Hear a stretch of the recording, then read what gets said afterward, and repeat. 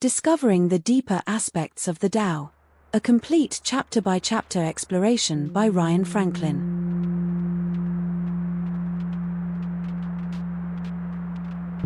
The Tao Te Ching teaches that the way which can be fixed into a single path is not the eternal way.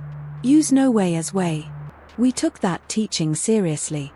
Rather than presenting one interpretation and calling it correct, we examine every chapter through 4 classical lenses: philosophy, cultivation, Zen, and martial arts, because Laozi himself warned us against clinging to one perspective. Each lens reveals truths the others cannot see. Together, they uncover possibilities that no single reading ever could. This is the Tao Te Ching. Read the way it asks to be read, with an open mind, from every angle, holding nothing fixed.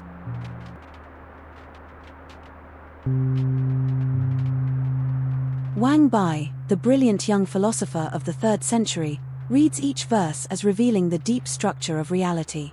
The relationship between being and non-being, form and emptiness. Heshang Gong, the hermit by the river, reads the same words as a manual for inner cultivation. Breath, energy, meditation, and the transformation of the self.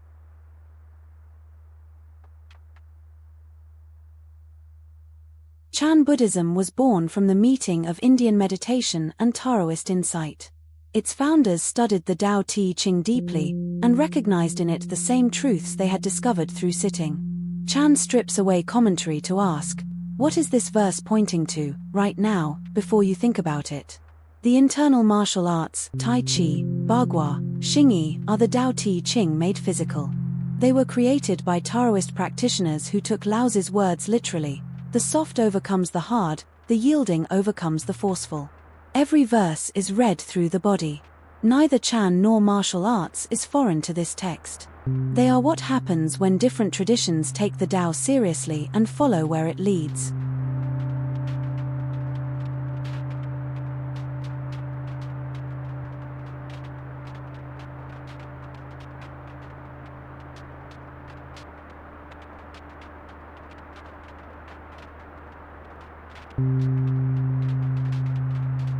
The great state is like a lowly river, the meeting point of all under heaven, the female of the world. The female always overcomes the male through stillness. Through stillness, she takes the lower position. Therefore, if the great state takes the lower position toward the small state, it wins the small state. If the small state takes the lower position toward the great state, it wins the great state. Therefore, the one lowers itself to attract. The other lowers itself and is taken in. The great state desires only to embrace and nurture all. The small state desires only to enter and serve. When both obtain what they desire, the greater should take the lower position. Great state, power that has responsibility. Lowly river, the gathering point of all waters. Meeting point of all, where all converge. Peen. Female, the receptive, yielding principle.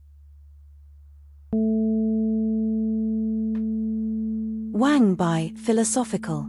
The great state that follows this principle does not degrade itself but fulfills its nature as a gathering point for lesser states.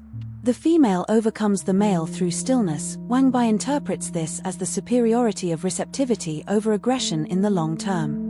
The aggressive force expends itself against what does not resist. The receptive force accumulates what the aggressive force cannot hold. The greater should take the lower position. The responsibility increases with power. The small state that submits does what it must. The great state that descends does what is noble. Heshang Gong, cultivation. Applicable to the relationship between different aspects of the self in cultivation. The great state is like a lowly river in the body. The major organs and energy centers should not dominate but should create conditions for the whole system to function. The heart that seeks to control everything creates tension. The heart that receives creates harmony. The female overcomes the male through stillness in cultivation. This is the principle that yin practices. Stillness, receiving, gathering, ultimately accomplish more than yang practices, forcing, projecting, scattering. Bodhidharma Chan, Zen, as describing the relationship between teacher and student, between the enlightened and those seeking enlightenment. The great state is like a lowly river. The master does not elevate themselves above students but creates conditions in which students naturally converge. The master who demands submission creates resistance. The master who descends creates attraction. The female overcomes the male through stillness. In Chan terms, silence often teaches more than words, presence more than instruction. Internal martial arts. The female overcomes the male through stillness. This principle appears wherever martial arts mature beyond the early reliance on strength and speed. The aggressive fighter exhausts themselves against what does not resist. The yielding practitioner uses the opponent's force against them. The greater should take the lower position. The more skilled martial artist has the responsibility to yield, not because they cannot dominate but because domination is the lesser path. The highest victory is one in which both parties benefit.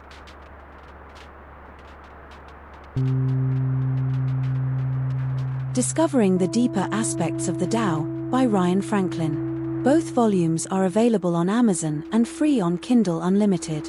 Links in the description. Watch the complete chapter-by-chapter deep dive. The full 2-hour 38-minute movie is available on the channel. Link in the description.